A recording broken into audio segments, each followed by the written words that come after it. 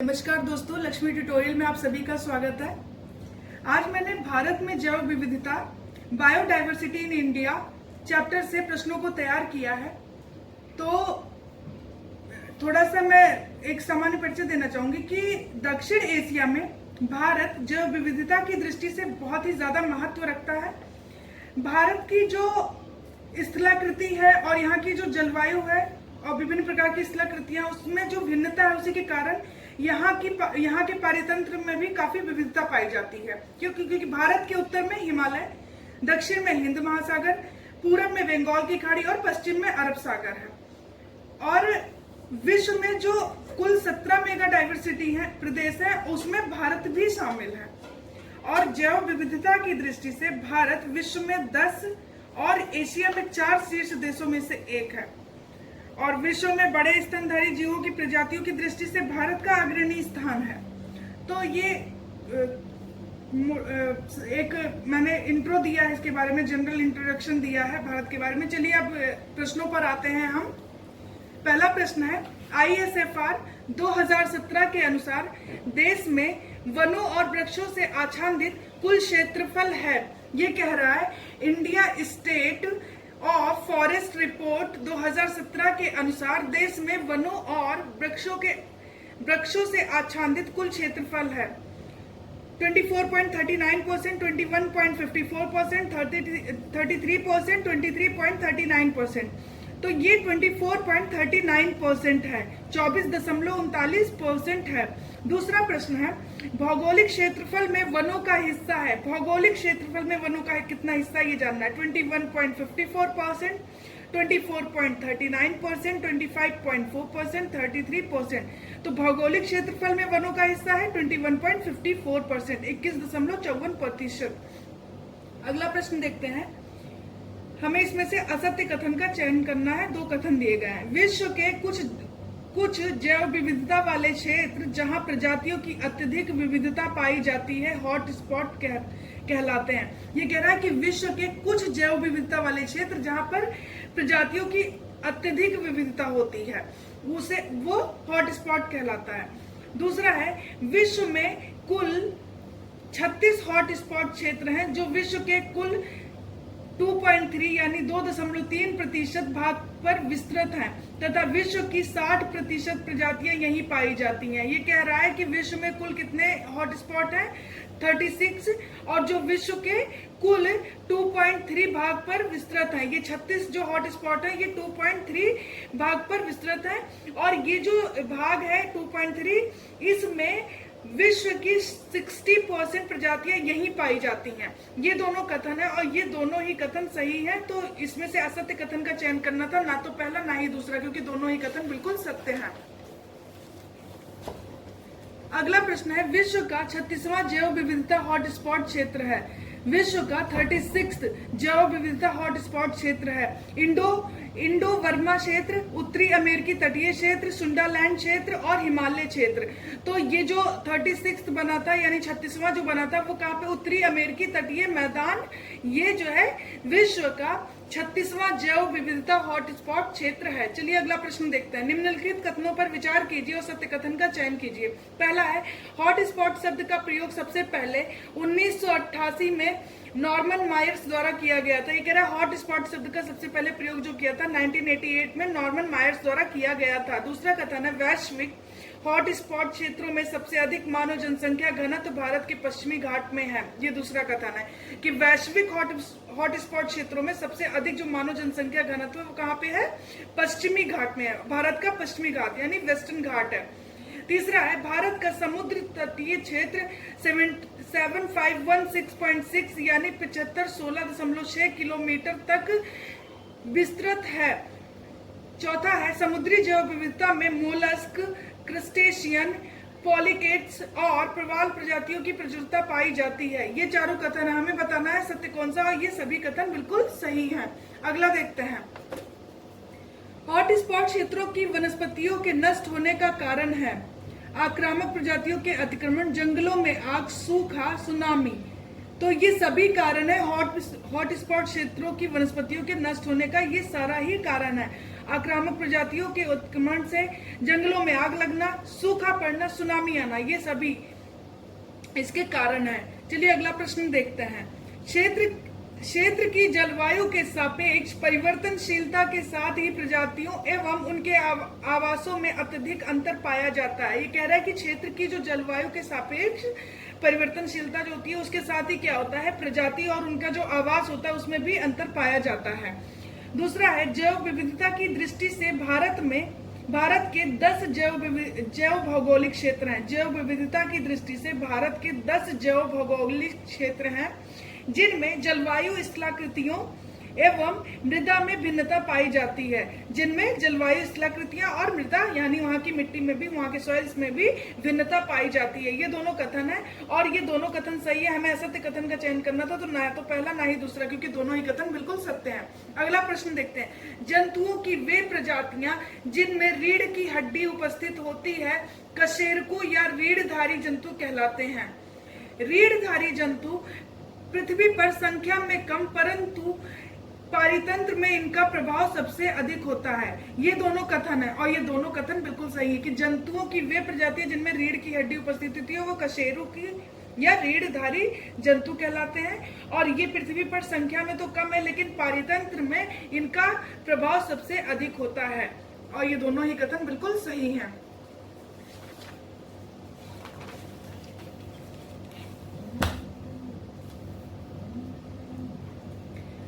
अगला है निम्नलिखित में सही सुमेलित है। पहला है रंगनथिट्टू पक्षी बिहार तमिलनाडु, वेदाथंगल पक्षी बिहार कर्नाटका, मालापट्टी पक्षी बिहार आंध्र प्रदेश मतलब आंध्रा के नेल्लोर में, कौंड्रिया पक्षी बिहार आंध्र प्रदेश चित्तूर, कुमाराकाम पक्षी बिहार केरला। हमें बताना है सही सुमेलित। तो इसमें से तीसरा, चौथा और पांचवा सही सुमेलित है। पहला और दूसरा गलत है क्योंकि रंगनथिट्टू पक्षी बिहार कर्नाटका के है, कर्नाटका में जो मैसूर है वहां पर है।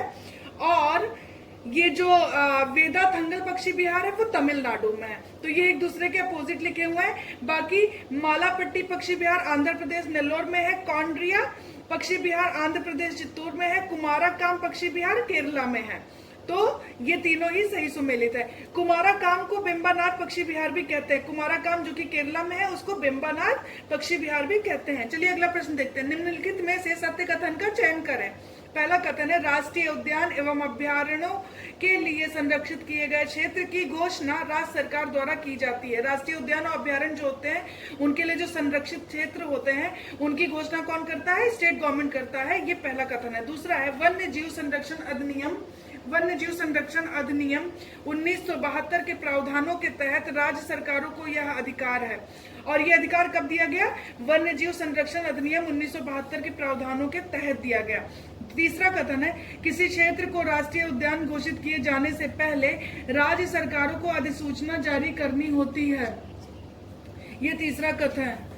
चौथा है इस घोषित क्षेत्र में वन्य जीव संरक्षण अधिनियम 1972 के सभी नियम लागू नहीं होते हैं।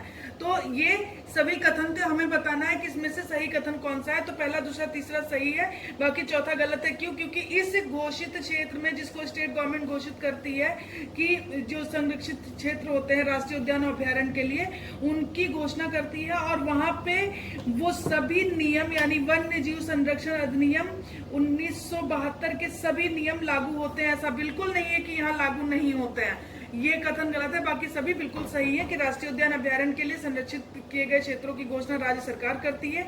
और ये अधिकार कब दिया गया? वन्य जीव संरक्षण अधिनियम 1972 के प्रावधानों के तहत राज्य सरकारों को यह अधिकार दिया गया था। किसी क्षेत्र को राष्ट्रीय उद्यान घोषित किए जाने से पहले राज्य सरकारों को अधिसूचना जारी करनी पड़ती है। अधिसूचना दो प्रकार की, एक तो प्रारंभिक अधिसूचना होती है, एक निर्णायक होती है। प्रारंभिक में क्या करता है कि जो राज्य सरकार होता है वो जो महत्वपूर्ण क्षेत्र होते हैं उन्हें चिन्हित करता है जो कि प्राकृतिक महत्व वाले क्षेत्र होते हैं। और दूसरे में निर्णायक में क्या होता है? उसकी घोषणा कर देता है। तो ये दोनों दो अधिसूचना जारी करता है, एक प्रारंभिक होता है, एक निर्णायक होता है। ये कथन था और इसमें से बता दिया पहला, दूसरा, तीसरा सही है, चौथा गलत था क्योंकि इसे घोषित करने में जो वन्य जीव संरक्षण अधिनियम 1972 के नियम है वो सभी नियम इसमें लागू होते हैं। चलिए अगला देखते हैं। पहला है वन्य जीव बोर्ड की वन्य जीव बोर्ड की अनुमति आवश्यक है वन्य भूमि को राष्ट्रीय उद्यान या अभ्यारण्य क्षेत्र घोषित करने से पहले। ये कह रहा है कि राष्ट्रीय उद्यान या अभ्यारण्य क्षेत्र घोषित करने से पहले वन्य जीव बोर्ड की अनुमति आवश्यक होती है। वन्य भूमि को, ये कह रहा है कि वन्य जीव बोर्ड की अनुमति आवश्यक है वन भूमि को राष्ट्रीय उद्यान या अभ्यारण्य घोषित करने से पहले। दूसरा है, यदि क्षेत्र में कहीं जलीय पारितंत्र है तो उसके लिए भारतीय जलीय जीव संरक्षण बोर्ड की अनुमति आवश्यक होती है। कह रहा है कि वो जो क्षेत्र होता है अगर वहां पे जलीय पारितंत्र है तो उसके लिए भारतीय जलीय जीव संरक्षण बोर्ड की अनुमति की आवश्यकता होती है। तीसरा है, यदि राज्य सरकार किसी क्षेत्र का हस्तांतरण करती है तो केंद्र सरकार अधिसूचना जारी कर उस क्षेत्र को राष्ट्रीय उद्यान घोषित तभी करती है जब उस क्षेत्र में पर्याप्त मात्रा में जीव जंतुओं एवं वनस्पति की प्राकृतिक महत्ता होनी चाहिए। ये कह रहा है कि यदि कोई स्टेट गवर्नमेंट अगर वो किसी क्षेत्र का हस्तांतरण करती है तो केंद्र सरकार जो सेंट्रल गवर्नमेंट है उसको एक अधिसूचना जारी करके उस क्षेत्र को राष्ट्रीय उद्यान घोषित करती है। और ये राष्ट्रीय उद्यान केंद्र सरकार तभी घोषित करेगी जब उस क्षेत्र में पर्याप्त मात्रा में जीव जंतु और वनस्पति की प्राकृतिक महत्व हो, तभी करेगी।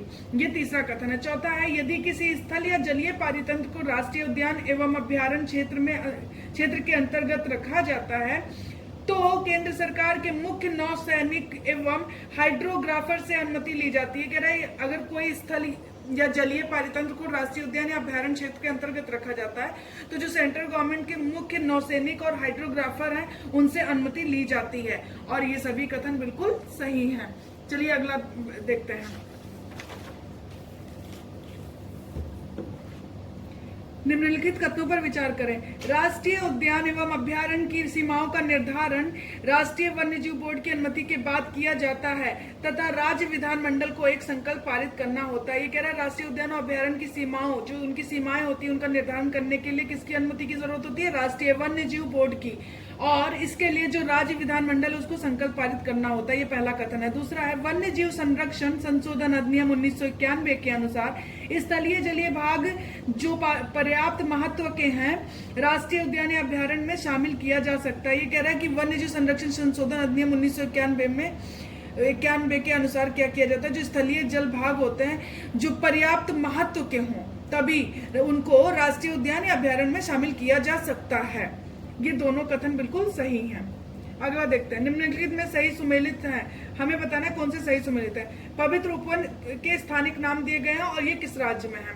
गुम्पा वन अरुणाचल प्रदेश, देवरायपन गोवा, सरना झारखंड, देवारा काडू कर्नाटका, काबू सारा काबू केरला, गमखाप मोहाक मणिपुर, जाहेरा ठाकुरामा उड़ीसा। तो हमें इसमें बताना है कौन सा सही सुमेलित है। ये सभी सही सुमेलित है, यानी कि जो अरुणाचल प्रदेश है वहां पे जो पवित्र उपवन है उनके जो स्थानिक नाम है वो गुम्पा है, गोवा में देवरायपन है और झारखंड में उन्हें सरना बोला जाता है, कर्नाटक में देवारा काडू बोला जाता है, काबू सारा काबू भी बोला जाता है और सारा काबू भी बोला जाता है। कहाँ पे? केरला में।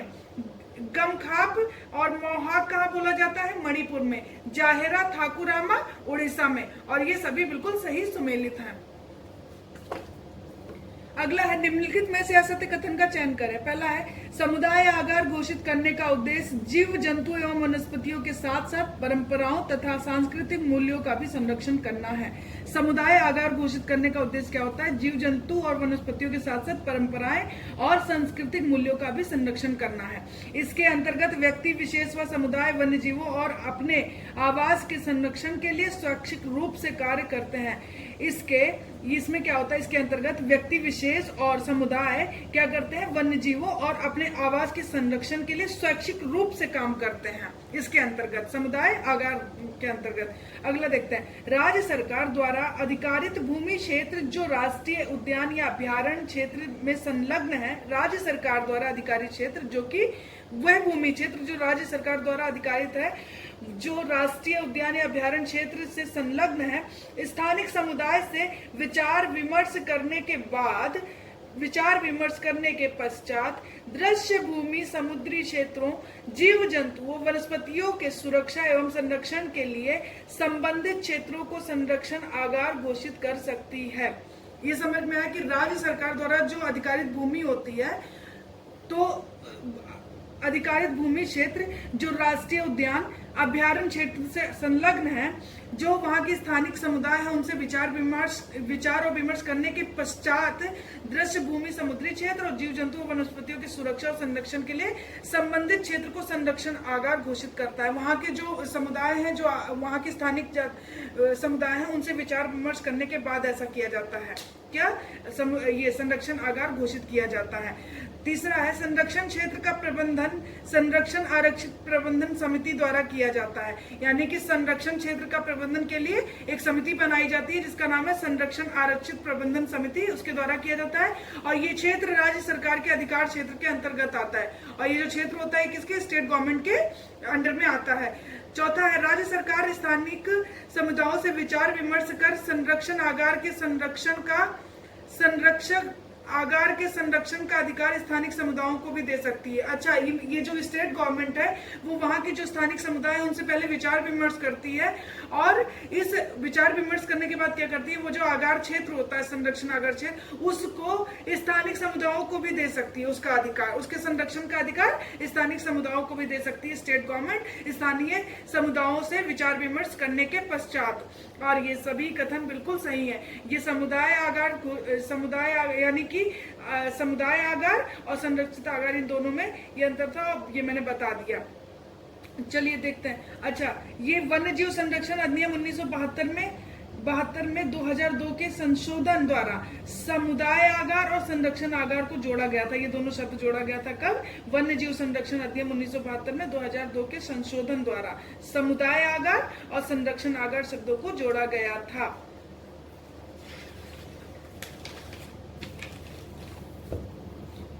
भारत का पहला संरक्षण आगार किस राज्य में खोला गया? तिरुनेलवेली, तमिलनाडु, कर्नाटक, केरला।